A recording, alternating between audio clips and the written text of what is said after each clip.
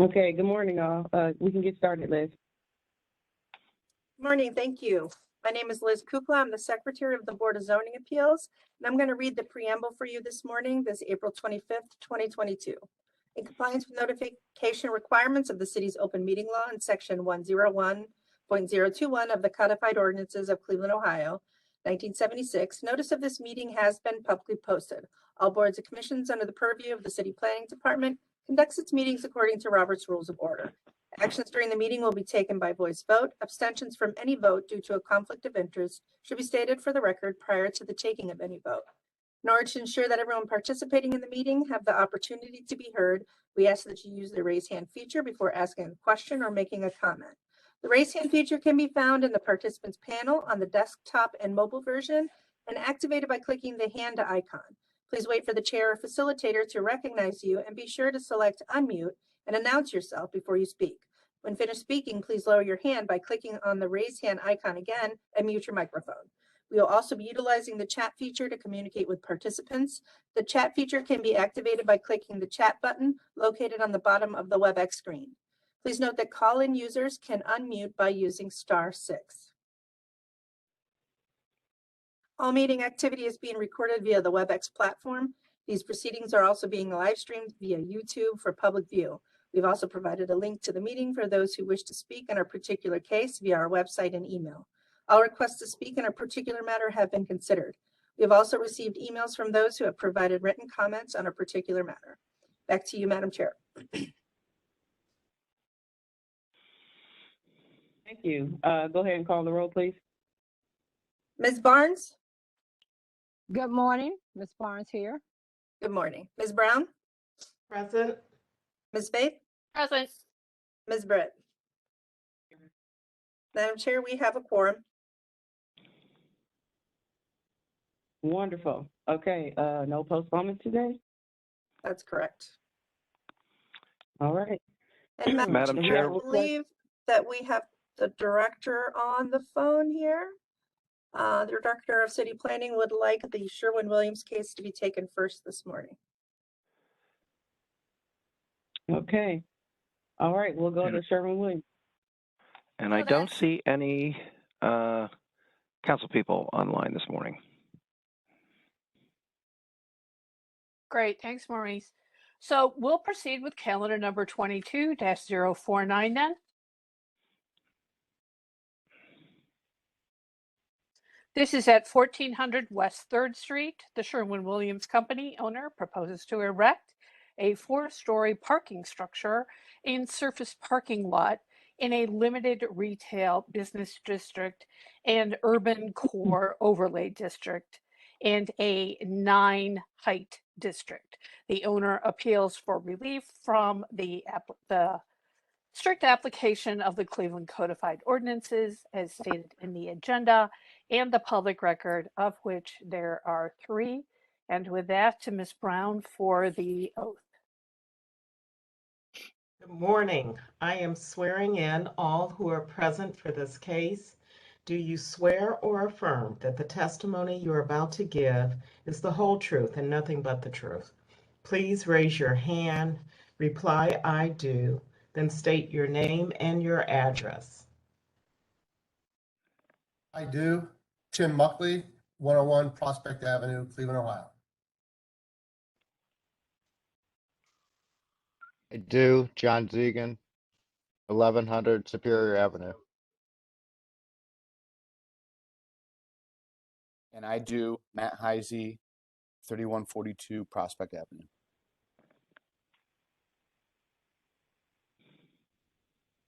Anyone else for this case? Okay, Madam Chair. Thank you. History of the property, please. Thank you, Madam Chair. I believe that the most pertinent information is that in November of last year, a variance was granted to erect a 4-story parking structure and surface parking lot in the limited retail business district and the urban core overlay district. This board granted that variance. It was stated that the proposal would replace a long-standing parking lot and that the proposal would reduce the number of current curb cuts from 3 to 5. As you may have discovered from the write-up. There are just a few changes in this proposal, and we'll just let the applicant speak to that if that would be all right. I believe that's all that I have. Oh, the variance was granted without any conditions, and that's what I have for you this morning. Thank you. Legal standard, please. Madam Chair, members of the board, appellant is requesting area variances from the maximum setback and parking regulations of the zoning code in an urban core overlay district. To obtain the area variances, appellant must prove that denying the request will create a practical difficulty not generally shared by other land or buildings in the same district, will deprive the appellant of substantial property rights, and that granting the variances will not be contrary to the purpose and intent of the zoning code. Thank you. Who will be the spokesperson for this case? I will. My name is Tim Muckley. I'm the Director of Corporate Real Estate for the Sherwin-Williams Company. Okay, Mr. Muttley, go ahead. Great, thank you. If you would advance the next slide. So the maximum setback in the urban core overlay district is 3 foot. Back in November, the BZA approved a secondary frontage street setback from St. Clair Avenue equal to 83 feet 3 inches for a setback variance of 80 feet 3 inches. And that was back in November 2022. Sorry, in 2021. The current case, we're just requesting a variance, an additional change to that setback. And that would be a setback of 128 feet 4 inches in length for a setback variance of 125 feet 4 inches. And the purpose for this variance is to reserve the area to the north between St. Clair and the garage for future development. If you would advance to the next slide, please. So when we went in for schematic approval in September to the Joint Planning Commission and Landmarks Commission, we had presented a 4-bay garage, and it had 4 levels and a basement.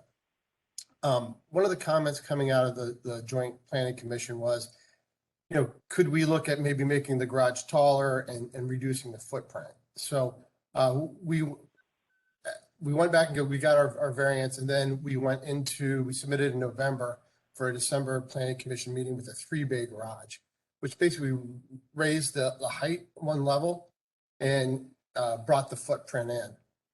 So what it actually did is it added an additional 15,000 square foot for future development. It brought the building off the setback, or off from the previous version. It shrunk the footprint by 45 feet. And by adding the additional level on, we ended up still with the same amount of parking spaces. If you would go to the next slide, please. So this probably a little bit better describes, so each bay is basically 2 parking stalls with a drive aisle. So we had, the 4-bay had one bay to the south, 2 bays in the center ramp, and then 1 bay to the north. So when we switched that to a 3-bay, basically just put 1 bay in the ramp, and it shrunk the entire footprint, and then we raised it up a level. So you'll see it went from 45 foot to 58 foot tall. So this better describes shows you the variance that's being requested, the 28 feet 4 inches. And I think the next slide shows where it previously was.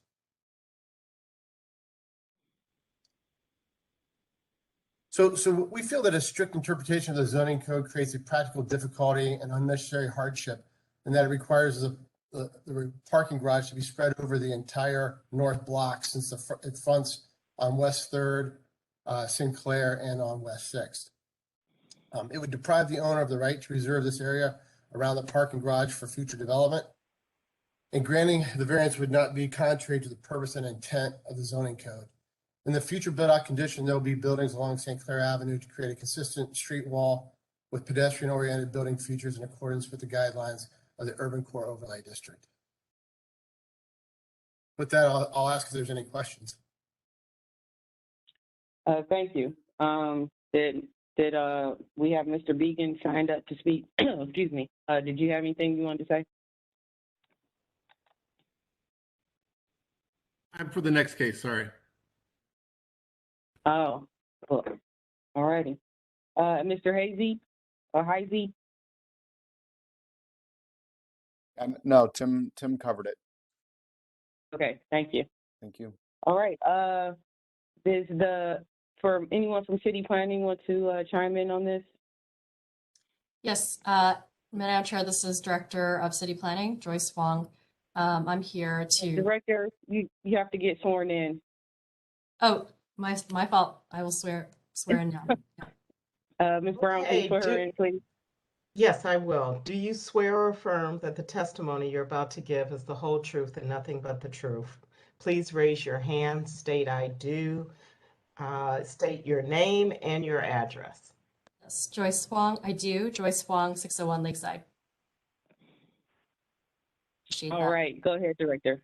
Yes, so I am in support of shrinking the footprint of the garage, given that it will increase that setback by 40 or so feet, primarily because we would like to see future development along St. Clair Avenue, and we believe that shrinking the footprint of the garage itself will be able to produce that. And so I'm here to support Tim and the Sherwin team on this variance. Thank you. Looking at the breakdown of what we approved before and what's here, it's a minor change, but a major change because it triggered them to, have to come back here. But I don't think this is anything that we haven't seen or approved before. And glad that they were able to get back to design review and kind of make, shrink the footprint a little bit. So I think it actually looks a little better. So I'll open it up to my board for any questions or comments. Madam Chair, this is Member Brown, and I also support what's proposed and very much like that there's a development site potential fronting St. Clair Avenue. Thank you. Any others? Madam Chair, for all the same reasons that I made the motion when we passed the previous variance, and in seeing this iteration, it is, I would say, an improvement. We're very, again, as Member Brown stated, we're very happy to have this development on this quadrant of Public Square. So I will once again move that we accept this variance. Thank you. Can I have a second? Second. Ms. Barnes with the second. Go ahead, call the roll, please, Ms. Kukla. Ms. Brown? Yes. Ms. Barnes? Ms. Barnes, yes. Ms. Vaith? Yes. Ms. Britt? Yes. Calendar 22-049 is granted. It'll be ratified next week, and we will send the appellant a letter. Great. Thank All you. right, thank you. Good luck. All We right. look forward to seeing this. Yeah. We are moving. Yeah, Maurice, we're moving with the cases that from April 4th. Is that the right date? Oh, is that you want to do those first? Okay. Yeah, Very good. we want to do those first. Very good. So we have Temple Avenue is first, I believe. Herman, or wait, I might be wrong. I have Herman first in the agenda. Herman first? Okay, sorry, my agenda is a little bit messed up for some reason. All right. Let me see. There we go. 5708 Herman first, okay. Okay, and these are separate cases, just happen to be both on Herman. So we'll begin with 22-009. This one is at 5708 Herman. Glazen Urban LLC owner proposes to erect a one-story prefabricated steel detached garage with a 4-foot-high solid wooden entrance fence in a B1 two-family residential district. The owner appeals for relief from the strict application of the Cleveland Codified Ordinances as stated in the agenda and the public record. Of note, this case was postponed from April 4th due to technical issues. With that, to Ms. Brown for the oath. Okay, I'm swearing in all who are present for this case. Do you swear or affirm that the testimony you're about to give is the whole truth and nothing but the truth? Please raise your hand, reply I do, state your name and your address, please. I do. Jeff Foster, Pato Architects, 1220 West 6th Street. I do. Adam Davenport, 601 Lakeside Avenue, City Planning. Anyone else? Madam Chair. Thank you. History of the property, please. Thank you, Madam Chair. This property was originally zoned to general retail in 1929. In 1961, it was changed to two-family residential. The most pertinent information here, Madam Chair, is that in 1976, a variance was granted in calendar 76-290 to convert from tavern to print shop and 2 units. And then in 2020, a permit was issued to rebuild the front wall. And that's all that I have that's relevant, Madam Chair. Thank you. Legal standard, please. Madam Chair, members of the board, appellant is requesting area variances from the garage setback and fence regulations of the zoning code.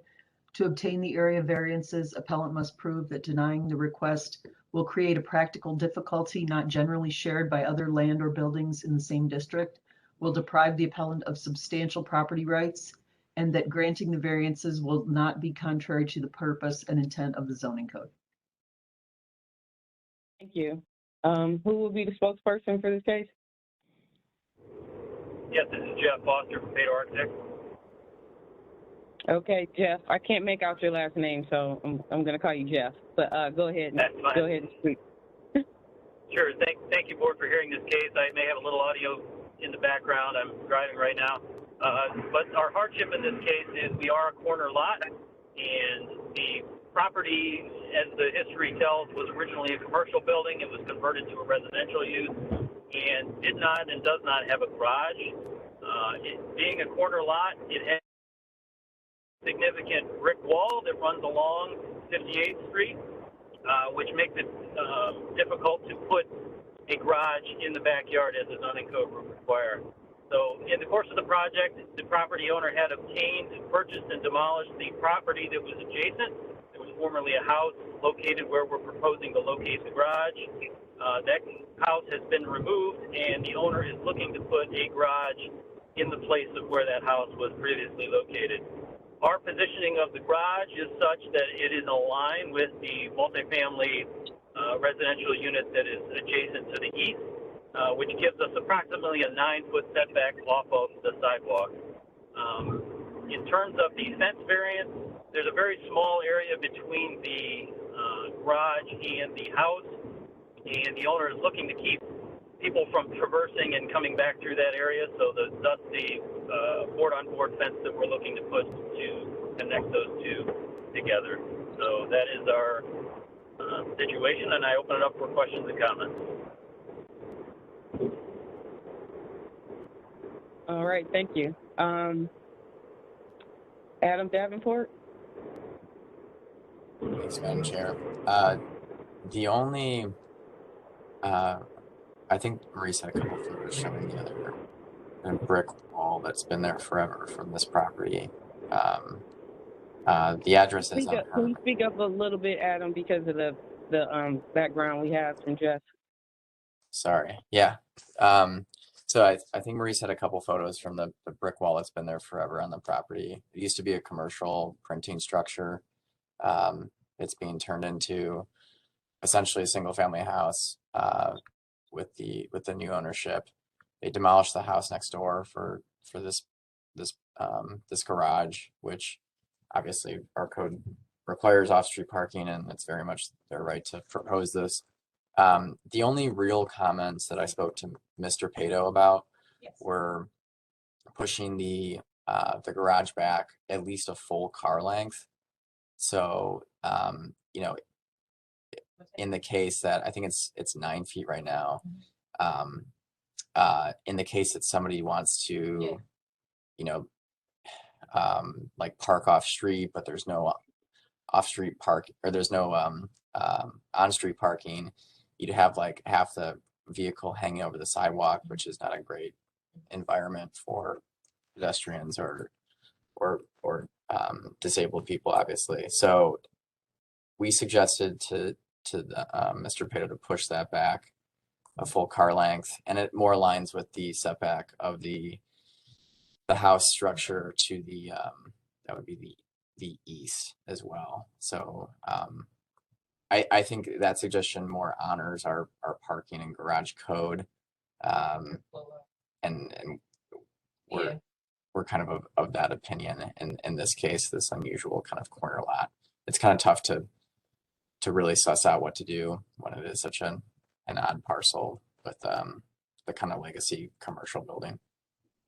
Thank you.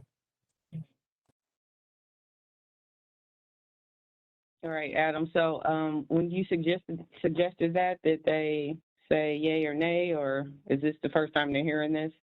No. Jeff and I talked about it on the phone. Yeah. I think they're in agreement towards that suggestion. Okay. Just All right. wanted to make that note because it's not in the plans right here. Oh, okay, gotcha. All right, Jeff. So you did agree to do that? Yeah, I did discuss this with the property owner, and they would prefer to keep it where it is. You know, the garage right now is in line with the property next door, which we feel from an urban design standpoint really does keep the street edge. So we would request that we keep it at the 9 feet.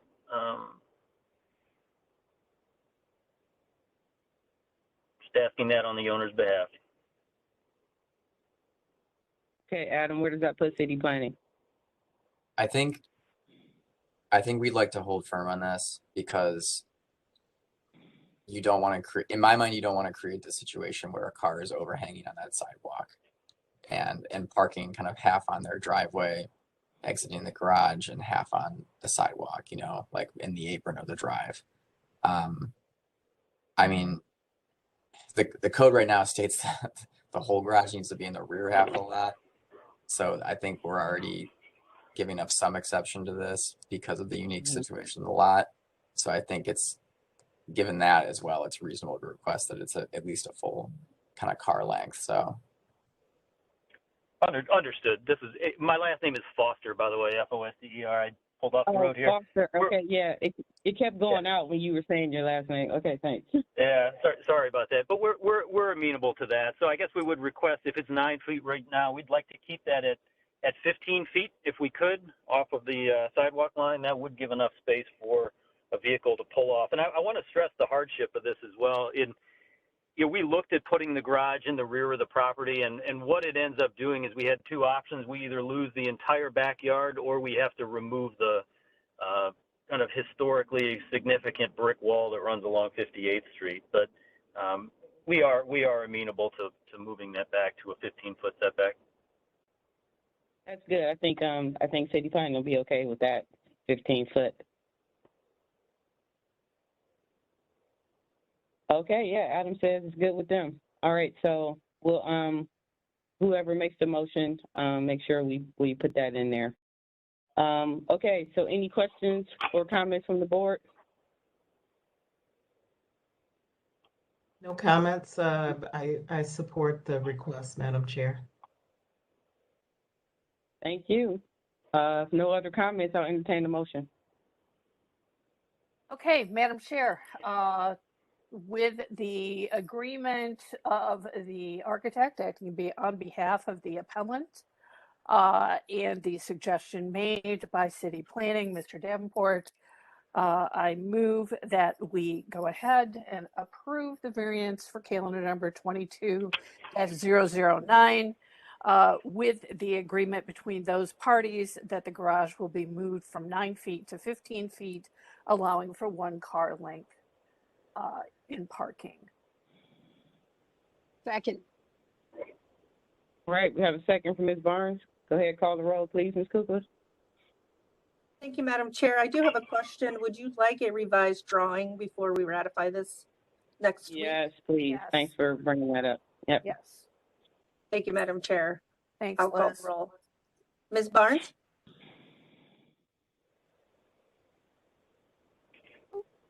Yes. Thank you. Ms. Brown? Yes. Ms. Faith? Yes. Ms. Britt? Yes. Calendar 22-009 is granted conditionally. A new site plan will be shown or received showing that there'll be a 15-foot setback. And the board will ratify that the following Monday once we receive that revised drawing, and we will send the applicant a letter. All right, thank you. Thank you. All right, moving on. All right. Our second case on Herman Avenue is calendar number 22-033. This is at 4913 Herman Avenue. Leaf Christman, owner, proposes to construct a 2-story wood frame garage on a 4,620 square foot lot in a B1 2-family residential district. The owner appeals for relief from the strict application of the Cleveland Codified Ordinances as stated in the agenda and the public record. This case was also postponed from April 4th. To Ms. Brown for the oath. I'm swearing in those who are present for this case. Do you swear or affirm that the testimony you're about to give is the whole truth and nothing but the truth? Please raise your hand, reply, I do, state your name and your address, please. I do. Leaf Christman, 4913 Herman Avenue.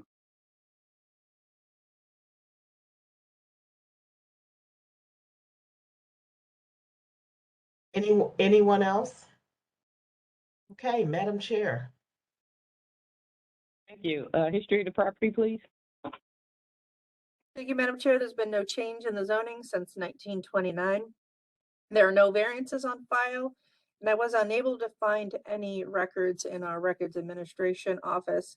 In our more recent history in our Acela system, I found that in 1997, a permit was issued to rebuild the front porch. 2013, a permit was issued to re-roof the building. Also in 2013, a privacy fence was erected. 2018, there were interior exterior alterations to add a dormer to the house. And then, Madam Chair, of November of last year, a violation notice was issued. A neighbor or someone in the neighborhood observed a garage being built without a permit, and a violation notice was subsequently issued by Building and Housing. And that's what I have, Madam Chair, for you. Okay, thank you. Because my next question was, is this garage built already? Because I'm looking at a picture of it right now. Okay, all right. Legal standard, please. Madam Chair, members of the board, appellant is requesting area variances from the maximum gross floor area, setback, and maximum height regulations of the zoning code for accessory buildings.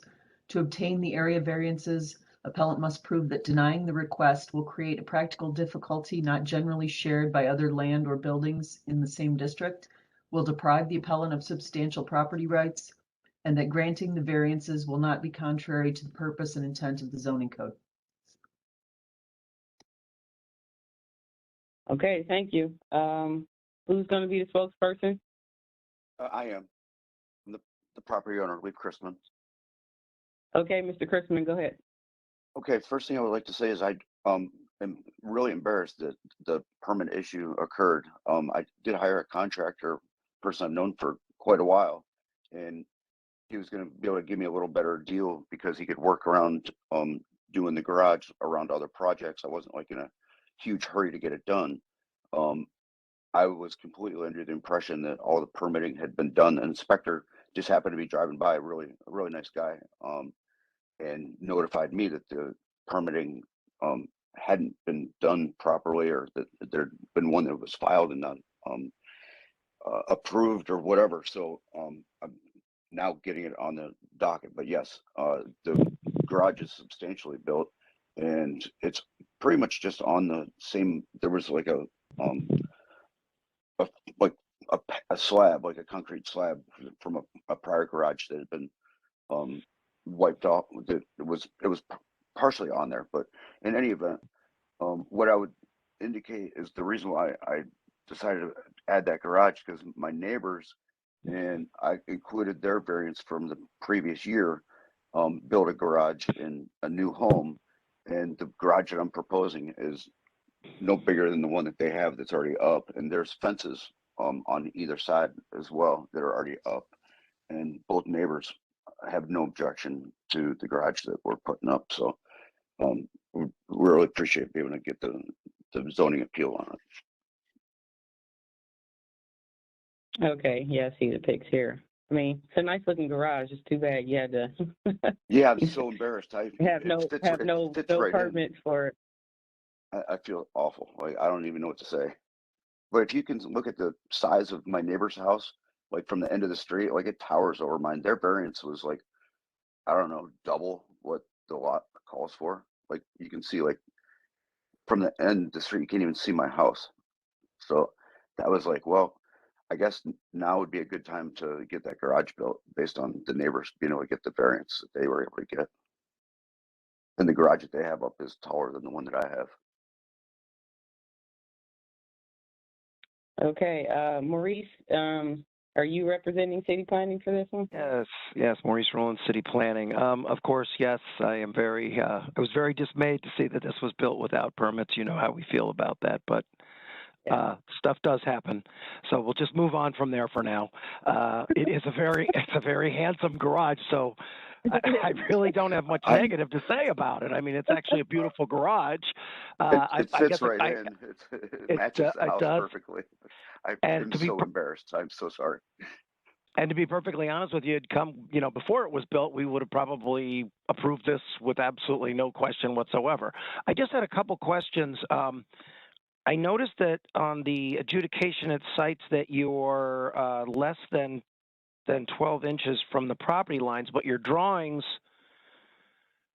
show that you are at least 1'6" on all sides and then 4 feet in the back. So is that accurate? I think there's plenty of room there. Like if you look at those pictures, it looks like there's a couple feet. So I'm not 100% sure why the I think I spoke with Mr. Torres. I'm not sure exactly why he put that on there, but I think that I have more there. I think there's a couple feet, because when the neighbors built, they had the property resurveyed, and I just bought the house a couple years ago. So I'm real familiar with the property lines, and if you can see in those pictures, there's fences that are up, and there's like a couple feet that you could walk between the fence and the garage. So I know that that's on there, and I'm, again, never had anything to deal with building or anything like that. So, I didn't really have anything to say to the for Mr. Torres when he was saying which variances I needed. I'm like, well, just put them on there, whatever. So I guess it's. So the reason I'm asking is, Madam Chair, I'm just not sure, and maybe to Rick Riccardi, if we're actually granting that variance, because I really would rather not grant that variance if we don't have to, because we don't generally like to grant the less than 18 inches from the property line. And according to the drawings that were submitted, it looks like they meet code. So that was the only reason I'm asking that question. Mr. Riccardi? I think it refers to the overhang of the roof of the garage and not the foundation. Yeah, we haven't put gutters on. Like I've stopped any kind of additional work since I realized, or since the inspector notified me that there's no permits, or the permit wasn't granted. So maybe I think that is what he's talking about. Okay, overhang. Okay, that's different. Yeah, I guess the other question I have, do you have any intent on turning this into a carriage house? Secondary, this is a 2-family district, and we would have no problem with that. I'm just curious if that's a consideration. Putting like an in-law suite above the garage? Yeah. Like something like that. I would like to do that at some point. Okay, just curious if that was the thinking. Yeah, Madam Chair, we have no objections. Again, very disappointed that it was built without permits. However, we have it's consistent with what else has been built in the neighborhood, and it seems to meet the intent. So we recommend approval. Great, thank you. All right, I'll open it up for any questions or comments from the board. If not, I'll entertain a motion. Madam Chair, if none of my colleagues have comments, I'll move ahead with the motion. Madam All Chair, right. I do have one comment. This is Liz. Liz. Would just like to let the appellant know that an in-law suite over the garage would still need a permit. You wouldn't Absolutely. be permitted to do, you still have to do. Promise I you. think he's gonna get a permit to get his grass cut now, Liz. I think he'll be Yeah. fine. I was All thinking of mentioning the same thing, Yeah. actually. Yeah, I really owe you guys. Yeah. Although I don't think you'll need variances, but for that, because you are Yeah. in a two-family neighborhood. But Right. anyway, go ahead. Yeah, right. I think it sounds like Mr. Chrisman never wants to be in front of Boza again. So, Not under these circumstances. yeah, yeah. So this is what we call forgiveness, not permission, and Yeah. and so we're being very forgiving. Thank you so much. You're welcome. And as Mr. Rulin stated, the garage is typical of the variances that we see in this neighborhood. It is a very nice looking garage. I am always concerned about fire ratings, so I hope it's compliant with fire code. We can't see that in the finished product, so I'm going to trust that your I think contractor. I have a bunch of inspections to get done. Yeah. So, so with that, and we feel comfortable, Mr. Rulins, that our drawings that we have are reflective of existing conditions. Is that correct? Yes, ma'am. Okay. So with that, Madam Chair, it seems like we've got everything in order that we need. So I move that we go ahead and approve this variance for You Calendar. can have a second, please. Member Brown, I second. Ms. Brown with the second. Go ahead, call the roll, please, Ms. Kukla. Thank you. Ms. Barnes, Yes. Ms. Brown, Yes. Ms. Bates, Yes. Ms. Britt. Yes. Calendar 22-033 is granted. It'll be ratified next Monday, and we will send the appellant a letter. Thank you so much. I really appreciate it. You're welcome. Good luck with you. Thanks so much. Have a great day. Moving on then to calendar number 22-02032. This is at 6815 Temple Avenue. This was also postponed from April 4th. Hope Williams, owner, proposes to alter single-family residence and erect a one-story frame room addition with one concrete parking space in a two-family residential district. The owner appeals for relief from the strict application of the Cleveland Codified Ordinances as stated in the agenda and the public record, of which there are 2, not 3 and 4. And with that, to Ms. Brown for the oath. Okay, I'm swearing in all who are present for this case. Do you swear or affirm that the testimony you're about to give is the whole truth and nothing but the truth? Please raise your hand, reply I do, then state your name and your address. I do. Williams, 6815 Temple, owner. I do. Alvarado, Slavic Village Development, 56 Broadway Avenue. 6815 Temple Avenue. Okay, hold on. We got a lot of people talking at the same time, so we'll let the Williams go first. Oh, And then Ms. Alvarado, you go next. So go ahead. Vincent Williams, 6815 Temple Avenue. Chris Alvarado, 5620 Broadway Avenue, Slavic Village Development. Byron Myers, Byron D. Myers Architect, LLC. Anyone else? Okay, Madam Chair. Thank you. History of the property, please. Thank you, Madam Chair. There's been no change in the zoning since 1929. There are no records that I could find in our records administration office. There are no variances on file. And in the more recent history, I found that a permit was issued to re-roof the property in 1996 and also in 2018. Then in 2005, a certificate of disclosure was issued stating that the authorized use of the property is as single family. And that's all that I have for you this morning, Madam Chair. Thank you. Legal standard, please. Madam Chair, members of the board, appellant is requesting area variances from the off-street parking regulations of the zoning code.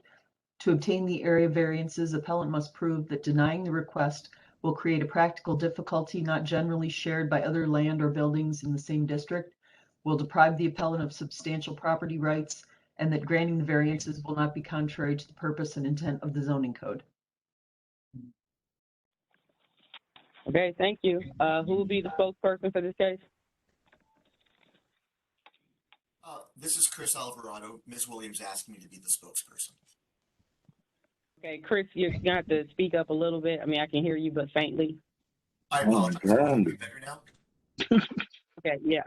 All right, go ahead. Very good. So yes, Ms. Williams is a longtime homeowner here on Temple Avenue in the Regent Park neighborhood. She is looking to expand her home, as you can see here on the drawings prepared by Mr. Myers, who also is here on the conference here, and she is asking to also be able to put in a parking pad.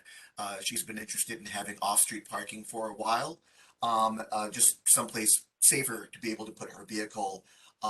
These are fairly shallow lots, and so being able to preserve a backyard is of importance to Ms. Williams, and I just wanted to say that we were both myself as the director at Slavic Village Development and Councilman Griffin are both in support of this request.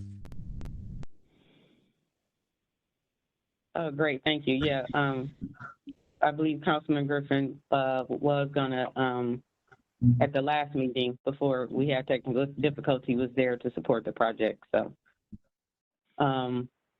okay, for architect, you want to give us dimensions on what this addition is?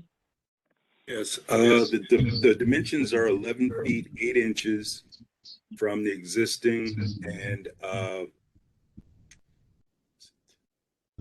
yes, off of the where the new addition is, and it goes the length of the house, the full length. And what's located on the site now was measured. There was a dog pen, existing garage / shed, and then that little center shelter is an existing she shed. Like it's just like a pavilion type construction. No walls, just post. And the deck was an additional 12 feet coming off of the house, off of the new addition. So where would the parking? Where would the parking pad be at? Okay, the parking would be to the right, that drive. Now, at the present time, the drive, the paved portion of the drive, butts up against the existing neighboring residence.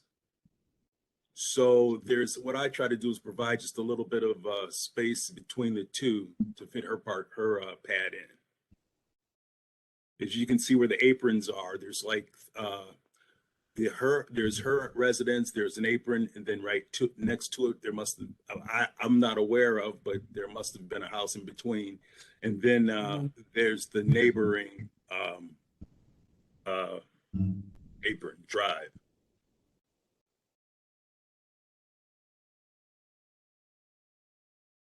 Okay, any testimony from the Williams? Would you all like to say anything?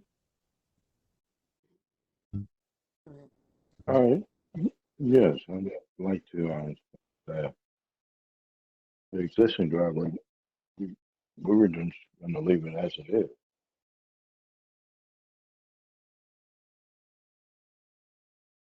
Okay, is that it? The only thing that's All right. is the house itself. The driveway was already there because it used to be a house there, it got torn down, and the driveway was there. So that's what I've been utilizing because my house didn't come with the driveway. They actually, when I got to Cleveland Housing, they tried to put a driveway there. And it was a big tree in the back, which kind of uprooted the driveway to where I wasn't able to utilize it anyway. So when I bought the next lot, I used that driveway as my driveway. And it's all fenced in, so. Okay, even with the echo, I think I figured out what Ms. Williams was saying. Oh, I'm sorry. Okay, Maurice, are you from City Planning? Are you speaking? Yes, Madam Chair, Maurice from City Planning. I guess I just had a question for the architect. I'm a little bit confused. So in this aerial that's up there right now, this where I'm putting my cursor, is that the Williams driveway or is that the neighbor's driveway? Yes. This is the Williams driveway. So that's an existing condition. Yes. Mr. Alvarado is shaking his head. Yes. Yes. Okay. That's all I wanted to know. Okay. Yeah. With the support from the CDC and we think from the councilman, we have no objections to this. Plus the fact that it seems that the driveway is already an existing condition. Correct. Madam Chair, I did receive an email from Councilman Griffin supporting this. Okay. Okay. Well, then with the councilman's support, we are in support of this project. Thank you. All right. Board, any questions? If not, I'll entertain the motion. Madam Chair, just a Madam quick question. Chair, I had a question as well. Go ahead. Thank you. It's not a requirement, it's just a question. And I'm wondering if the Williams intend to fence the side of the yard from that driveway all the way down to the end of the property line, given how close it seems to abut to the neighbor and just close off their lot. I can't tell whether there's a proposed fence or not. I think it's not.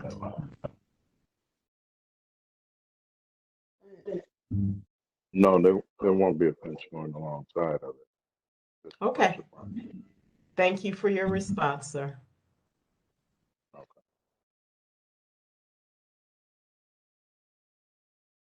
Okay, Madam Okay. Chair, Entertain the motion. just a quick question, and Liz probably caught this, but since Mr. Alvarado, we usually don't have the CDC as the appellant spokesperson, but I just wanted to make sure, did we get a letter approving him to be their spokesperson? They're here, so we don't need the letter since they're present. All right. Madam Chair, before you start, Mr. Alvarado did have his hand up again just a second ago. I don't know if he needed to make another point. Okay.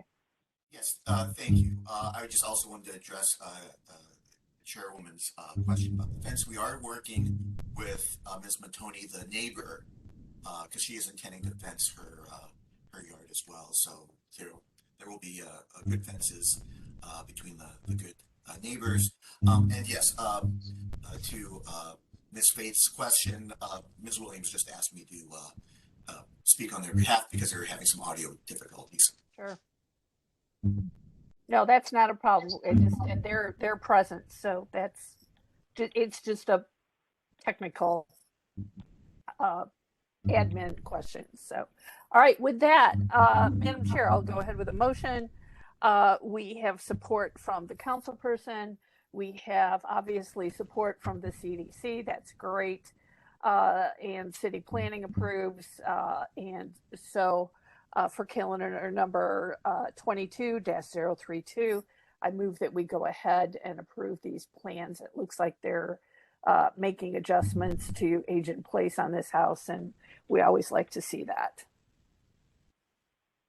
Thank you. Can I have a second? Member Brown, I second. Ms. Brown with the second. Yeah. Go ahead, call the roll, Ms. Cooper. Ms. Barnes. Yes. Ms. Brown. Yes. Ms. Faith, Yes. Ms. Britt. Yes. Calendar 22-032 is granted. It'll be ratified next week, and we will send the applicant a letter. Thank you. Thank you very much. Thank you. All right, thank you. Thank you. Good luck. Next case. All right. Okay, Flipping so back I to the believe we're beginning. yes back to the top of the agenda, top of the order. Yes. So that moves us to calendar number 22-043. This is at 1714 Randall Road. Steve Mott proposes to erect a two-story frame bedroom and open carport addition attached to an existing single-family residence in a B1 two-family residential district. The owner appeals for relief from the strict application of the Cleveland Codified Ordinances as stated in the agenda and the public record, of which there are 3, and to Ms. Brown for the oath. I'm swearing in all who are present for this case. Do you swear or affirm that the testimony you're about to give is the whole truth and nothing but the truth? Please raise your hand, reply, I do, then state your name and your address, please. Paul Began, 15703 Madison from Began Architectural Design.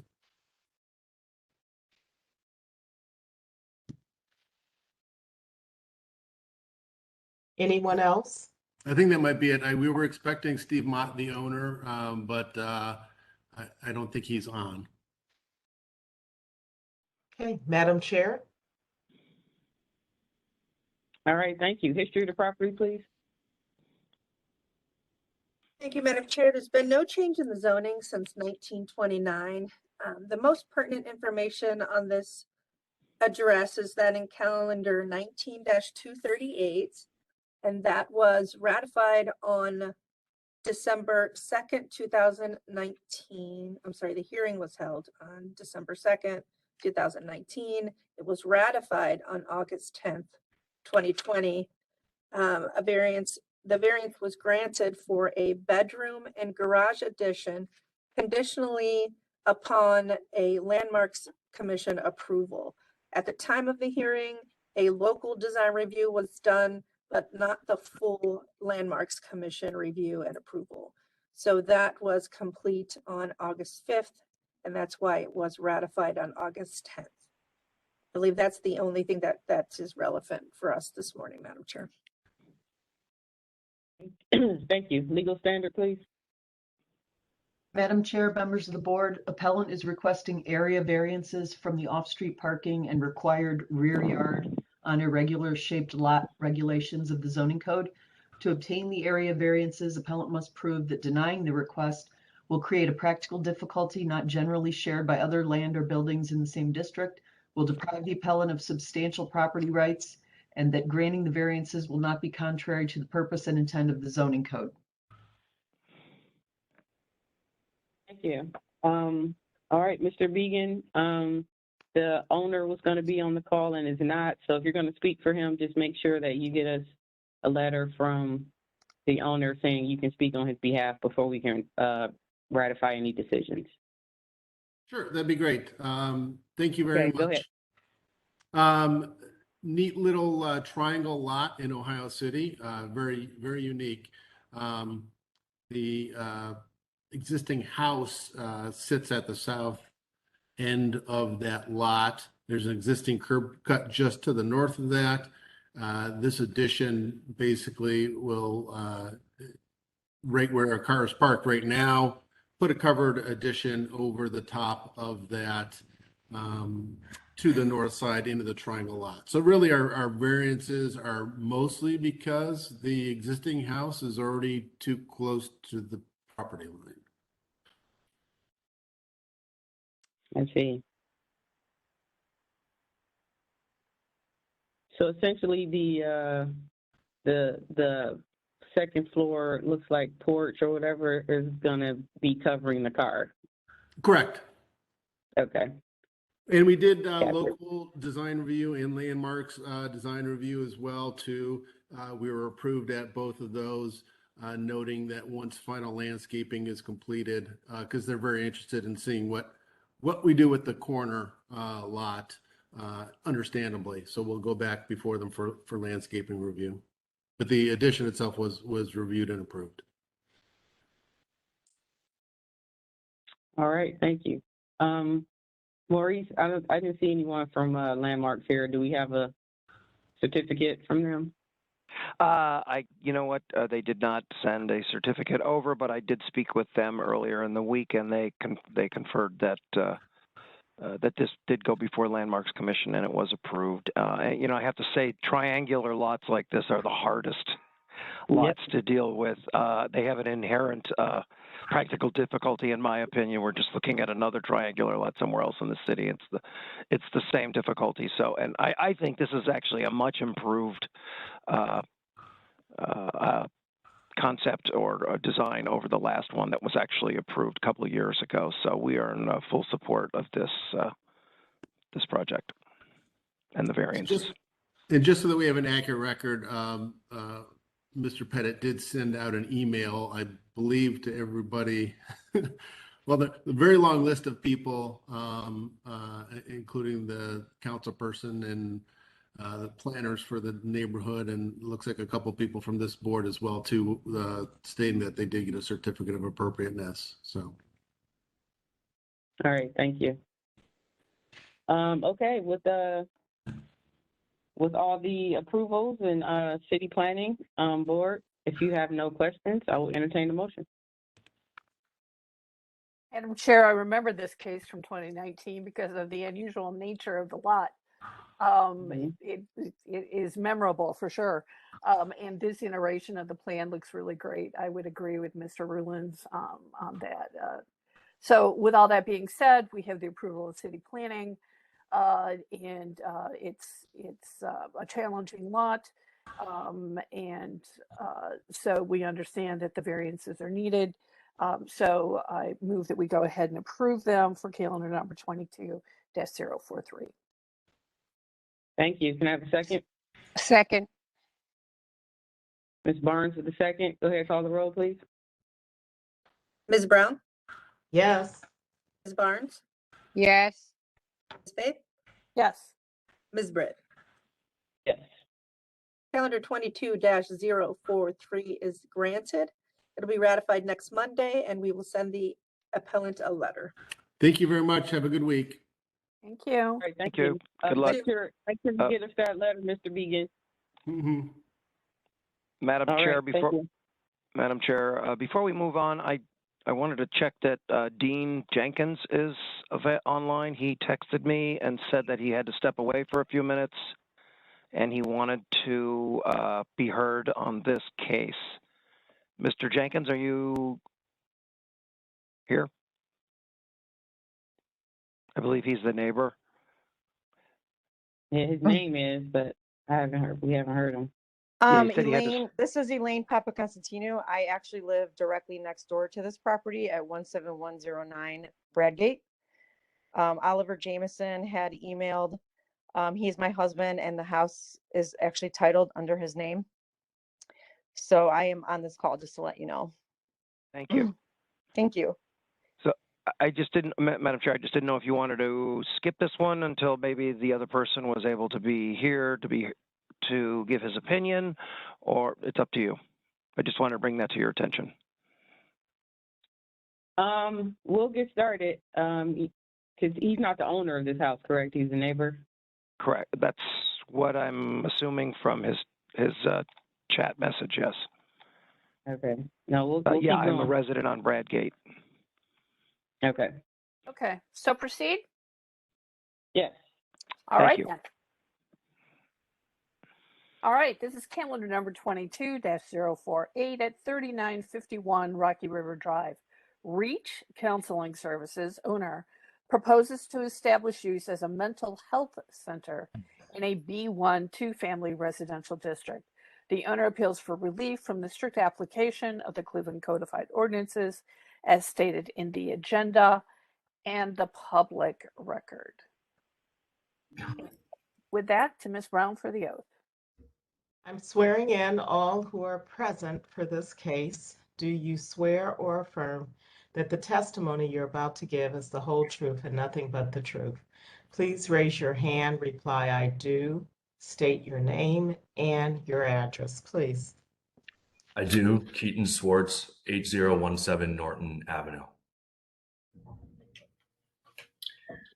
Jerry Swartz, 18147 Clifton Road, Lakewood. Lisette Colon Perez, 1951 East 84th Street.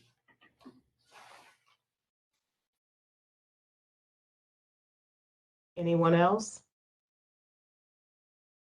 Would I chime in here? This is the neighbor, Elaine Yes, ma'am. Papaconstantino. Okay, Elaine Papaconstantino. I live at 17109 Bradgate Avenue, directly next door to this property. Thank you. And what was the neighbor's name right before Elaine? Dean Jenkins. That was him? Yeah. Okay. He's not on yet, Madam Chair. Okay. The first person was Jerry. It was a neighbor that said a name right before Elaine, and I didn't catch it. No, it was Davenport, ma'am. Oh, Davenport. Gotcha. All right. Just want to make sure I have everyone's name here. Okay. And to you, Madam All right. Chair. And Madam Chair, I believe I'm sorry, I believe there was a Miss Alvarado, is that correct? No? All right.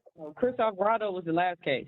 No, I thought it was a woman. I'm sorry, I misheard. Go ahead. Okay. Sorry to History of the interrupt. property, please. Thank you, Madam Chair. This property was originally zoned to general retail in 1929.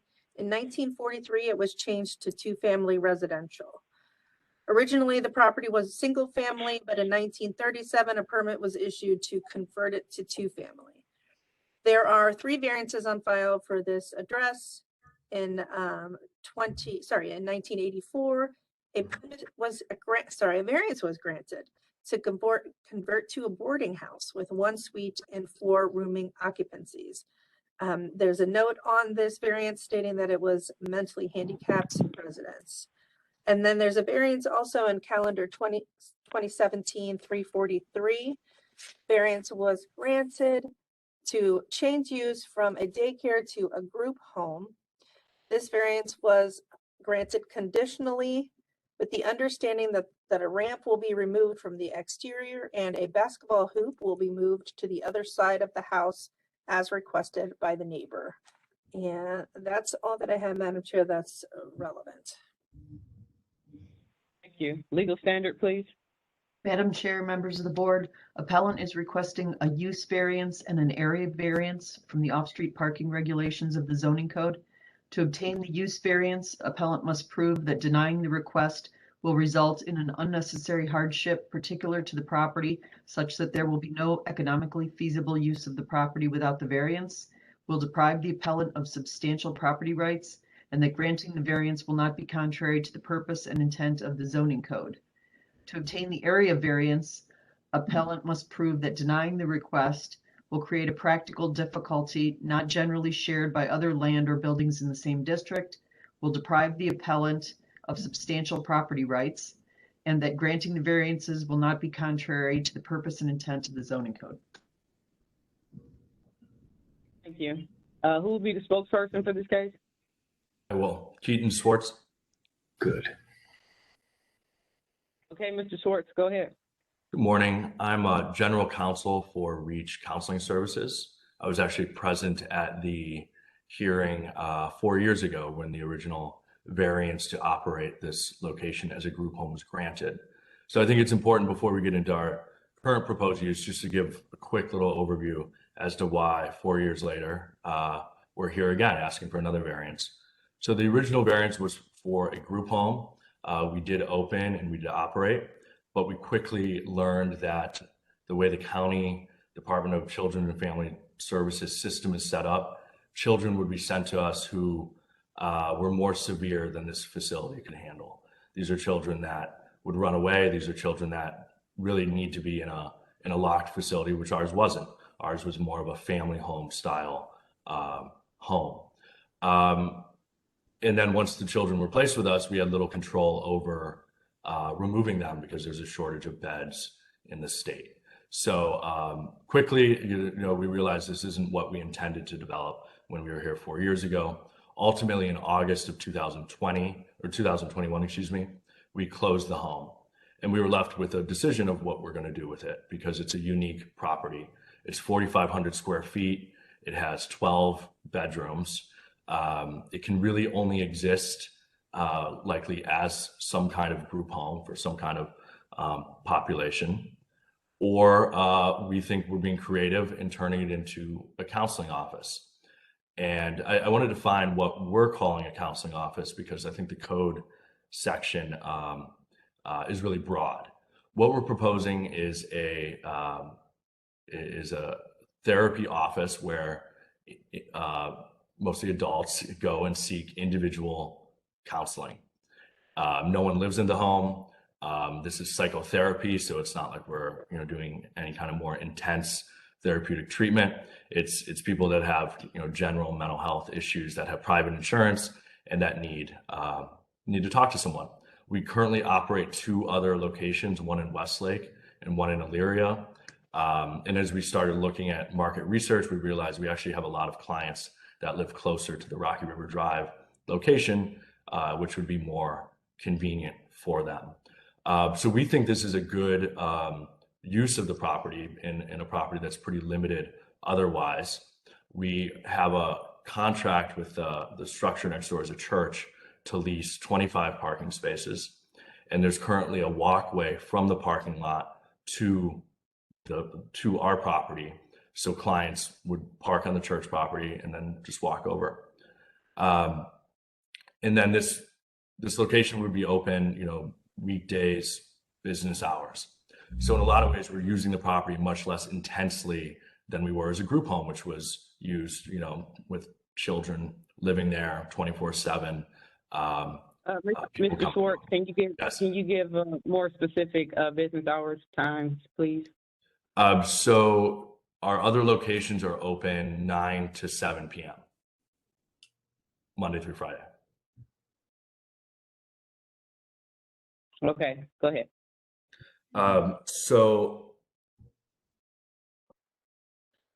I think my last point is I want to stress the hardship in that this is a really unique property. If it's not us using it as a counseling office, it's someone else using it as a group home because it's so unusual, and with the multiple additions that were added onto the back, it will never really be used as a single family home again.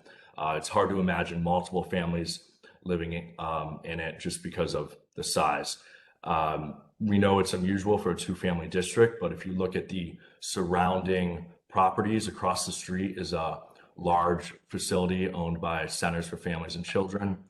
Across the street, across Rocky River Drive, is an automotive shop. So yeah, on the left is Centers for Families. Across Rocky River Drive is an automotive shop. And then about 100 yards down to the right is a detailing automotive shop. So there are other businesses on this really busy commercial street that has mixed 2-family zoning districts as well. So that's all I have. I look forward to your questions. Okay, I will open it up to the neighbors. This is Elaine. I am strongly opposed to this business opening. The last business that was next door to us, we had people yelling profanities out the window, people blocking my driveway. I don't feel safe living next door to this property.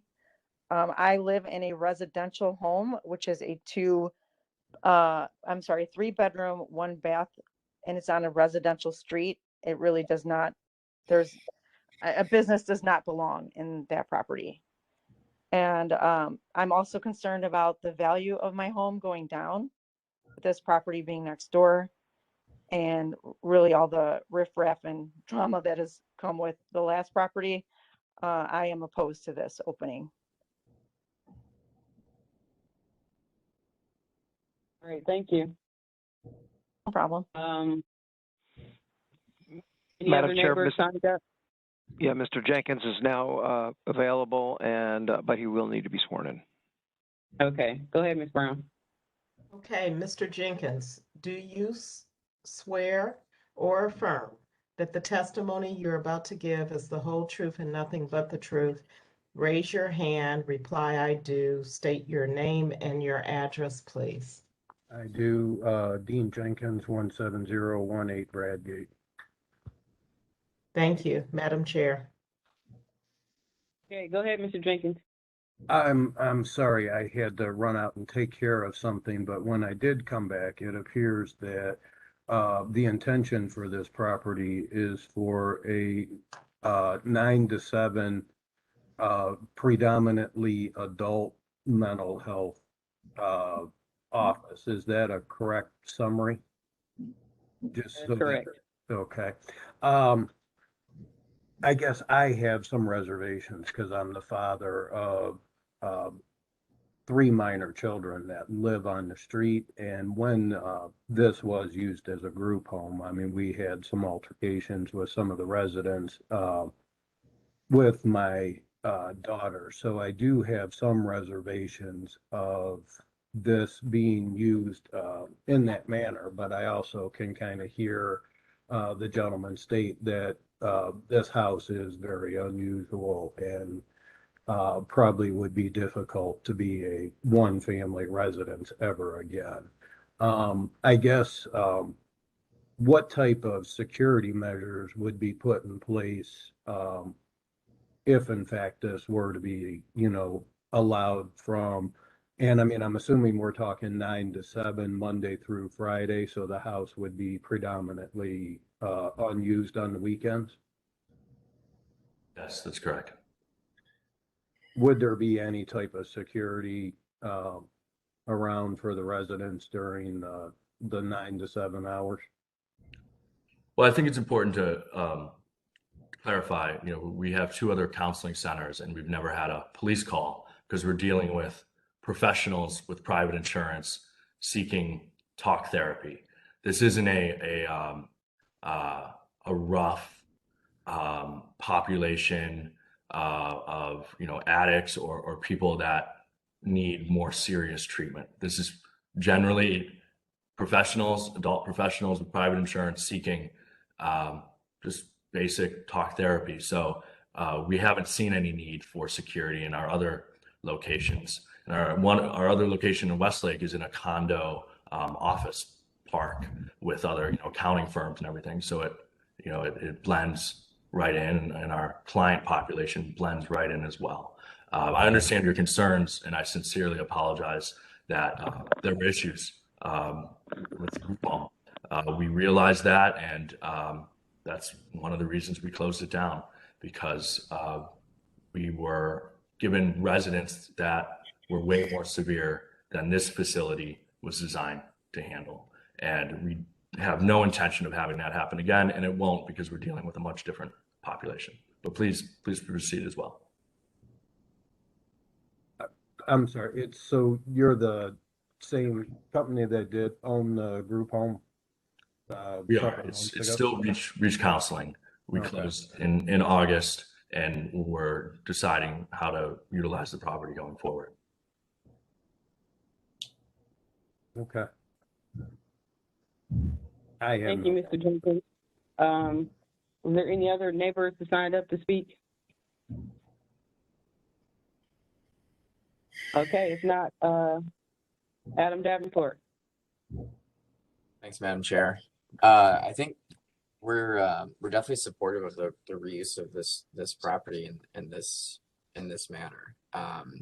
It seems like the applicant has come to the board with a pretty good reuse plan, right? They have an arrangement with the church to use their parking spaces, so that's not going to be inhibitive of the neighbors on Bradgate, it seems. And I think playing out the scenario for some of the neighbors' concerns too. Like, you know, the reuse of this property. I think Mr. Schwartz said it has 12 bedrooms. Like, it's hard to see what else this would be besides another type of multifamily property, or possibly somebody buying it for like an Airbnb type kind of situation as well. So this less intensive use with only day hours, I think is a better situation for the neighborhood overall.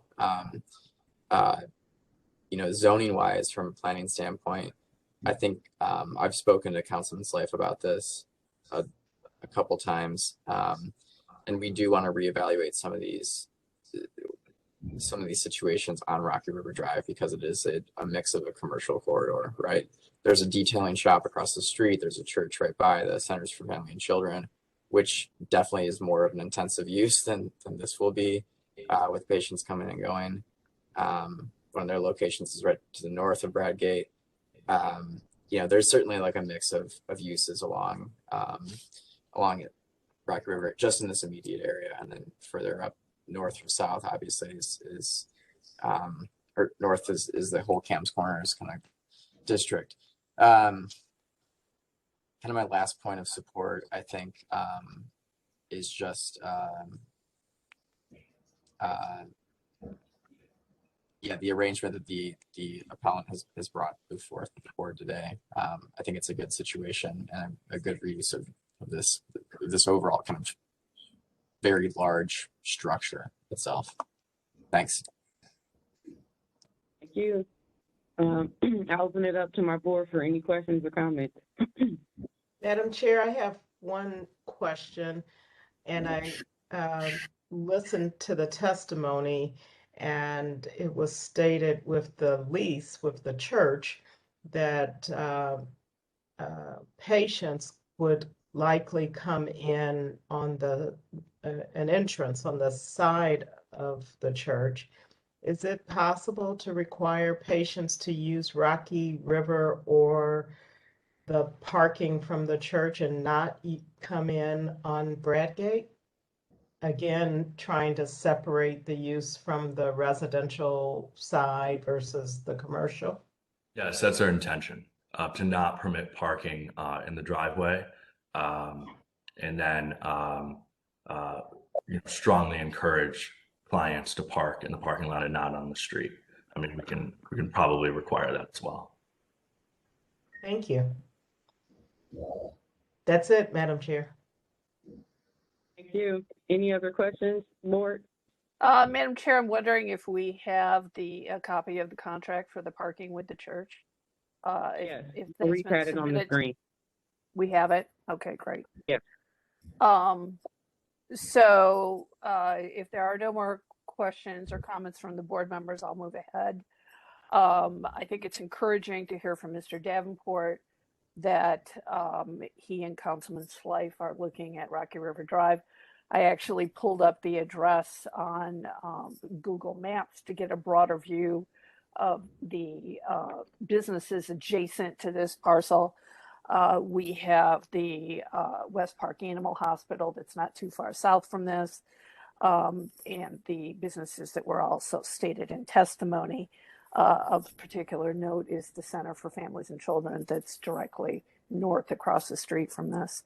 I think it's important that the appellant has changed the use, clearly has had left a bad taste in the mouths of the neighbors with the previous use, and so limiting business hours to Monday through Friday, 9 to 7, and focusing on a clientele that will be adults only, that will be private pay, should vastly improve the situation, as will the requirements for the parking situation. So with all that being said, Madam Chair, I move that we go ahead and approve the variances for calendar number 22-048. If there's any conditions that any of my colleagues feel necessary, let me know, and we can add those to the motion. Great, thank you. Can I have All right, Ms. Barnes at the second. Go ahead, call the roll, please, Ms. Kuka. Thank you, Madam Chair. Just for clarification, Ms. Faith mentioned parking situation. Are we just going to reference the parking lease, or do we want to have the language in there that Ms. Brown mentioned regarding parking on the opposite side of the building away from the residents and encouragement of the entrance from the parking lot only? Do we want to make that part of the condition, or do we just want to make it part of the discussion on the resolution? I think we want to make it part of the discussion because I'm a little worried about how we can really enforce that. So I will make it part of the discussion. Okay, that sounds good. I'll call the roll. Ms. Barnes? Yes. Ms. Brown? Yes. Ms. Faith? Yes. Ms. Britt? Yes.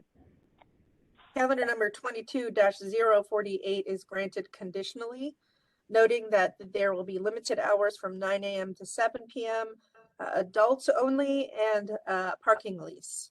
And this variance will be ratified next week, and we will send the appellant a letter. Thank you, board. Thank you. Thank you. Thank you. Thank you.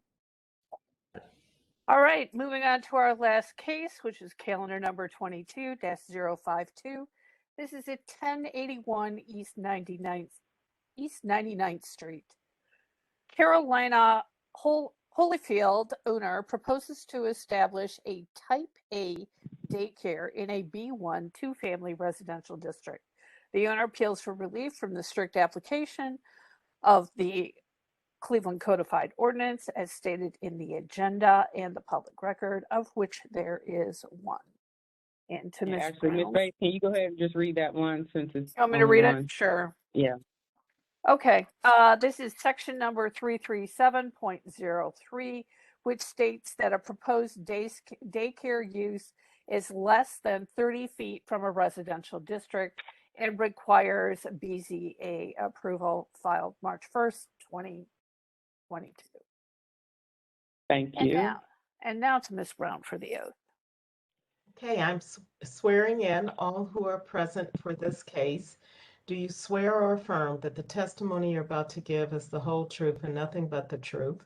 Please raise your hand, reply, I do, state your name and your address, please. I do. Carolina Holyfield, 1081 East 99th Street, Cleveland, Ohio, 44108.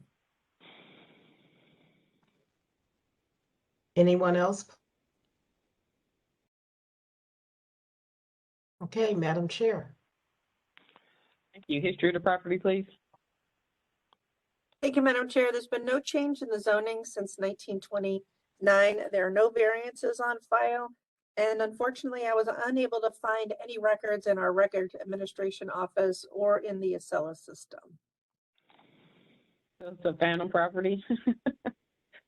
Right. Legal standard, please. Madam Chair, members of the board, appellant is requesting an area variance from the proximity to a residential district regulation in the zoning code.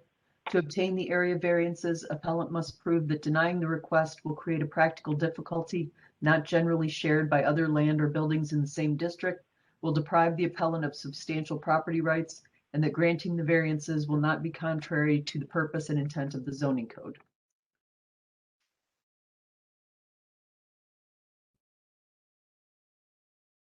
Okay, I'm sorry, I was reading the bottom part. All right, Ms. Holyfield, go ahead and present your case. Yes, for the last 5 years, I have been operating a Type B daycare without inconveniencing my neighbors. But by me doing the Type A, I want to make sure that I want to ensure that I'm not distracting my neighbors by having stagnated drop-off times and pickup times. I want to have a 5-minute limited drop-off time and pickup time, so it won't have block the streets or block the driveway or anything. And I might add too, in the last 5 years that I have been operating my daycare home, I have not received any complaints from my neighbors or anything, because I try to ensure by having field trips to make sure the children are away from the home, doing plenty of, most of the time, or not most of the time, but most of the times the children are awake. And again, I want to limit my drop-off time and pickup time, so it won't be a nuisance to my neighbors. Ms. Holy, so how many children do you have now in your type B? Right now, I can have up to 6 children right now, but currently I'm operating with 4 children. Okay. And with the type A, it goes up to how many? The type A, you can go up to 15 at one time, but you have to have 3 people in the home with you. So I'm not planning on doing that right now. So you're currently You only can service 6. I'm sorry. Yeah, you can service 6 now. So how many more are you trying to add? Well, what I plan on doing is doing like a after school care, picking up the children from school. So maybe up to 12. But again, it won't be all at one time. Okay, and can you explain the layout of the daycare now to show that you can accommodate that much more children here? Yeah, that's an old, you have an old layout. I submitted the new layout, which is the first floor and the second floor separated, and I put it online with the city already. That's an old one, so it's kind of hard to explain off of that one. But so my living room area. We don't have it, so just try your best to explain what's going on. Okay, so basically I'm doing it on my first floor. So it's the living room area, which is 25 feet by 17. And then I'm doing the dining room area, 35 feet by 20. And also bedroom 2 on the second floor. I made that into a computer room. So I expanded that by making sure that I have more children in the home.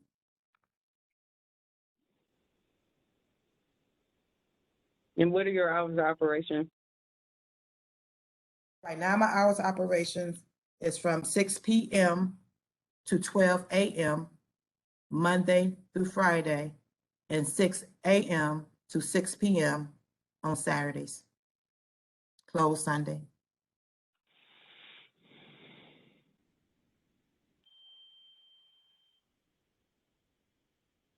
Okay, and can you explain a little more about what your staggered pickup times would be?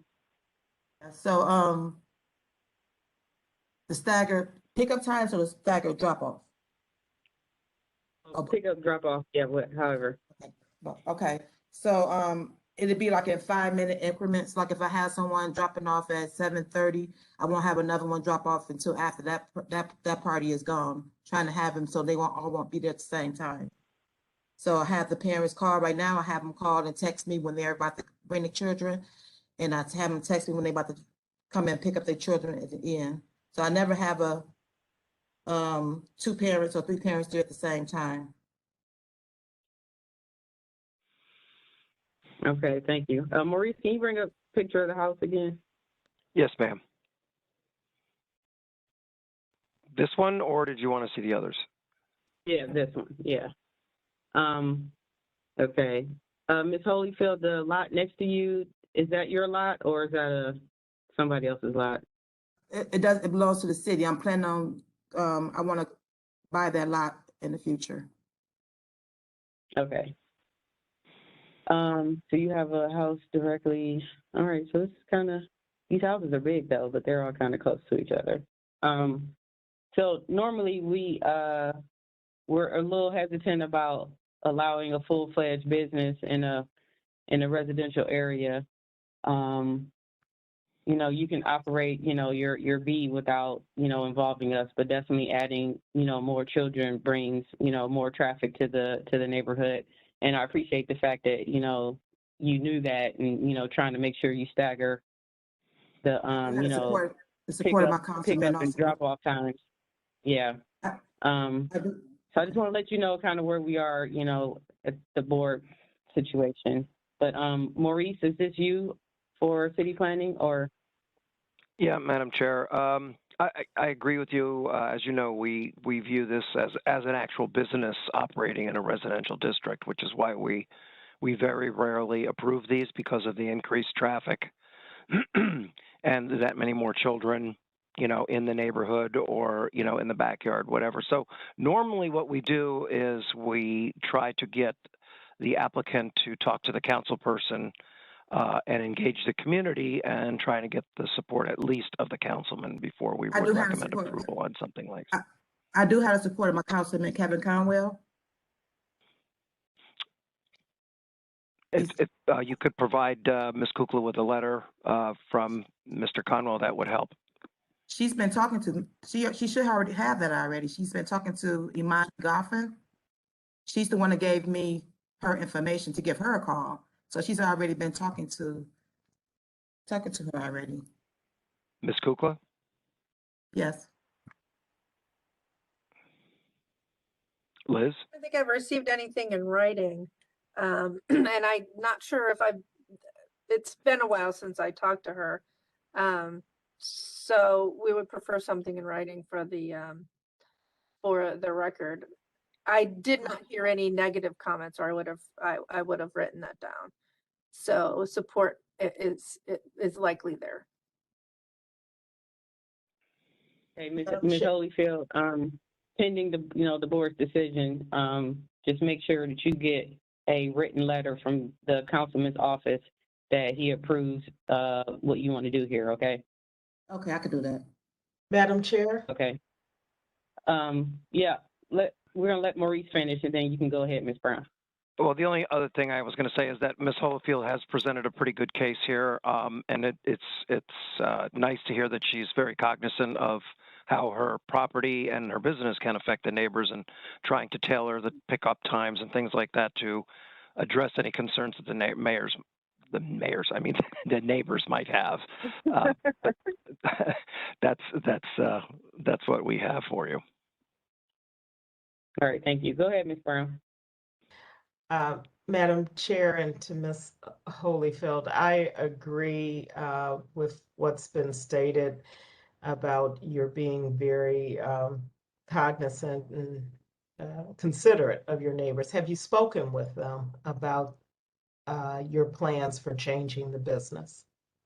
Well, right now, I only have the one neighbor right on the side of me, and they moved already, so I don't really have any next door neighbors. And the neighbor— The house is empty? The house right next to me is empty. They just moved, so there's no one next to me right now. But as I said, I've been operating the last 4 or 5 years, and I have not had any complaints from my neighbors behind me, on the side of them. I speak to everyone. But as far as standing, I haven't spoke to any of them as far as that. But I have had several of them told me they received letters from you all stating that this is going to happen. So they do know what's going on by the letter that you all sent to them. Thank you. You're welcome. Madam Chair, this is Liz. I just checked the Acela system. I don't see an updated drawing. The drawings that are shown in the Acela system are very similar. I sent those over to Maurice if he wanted to pull them up. So we would need to see those updated. I don't have them in my file or an email from Ms. Holyfield either. So just for the record, we're going to need the updated drawings that she's referencing.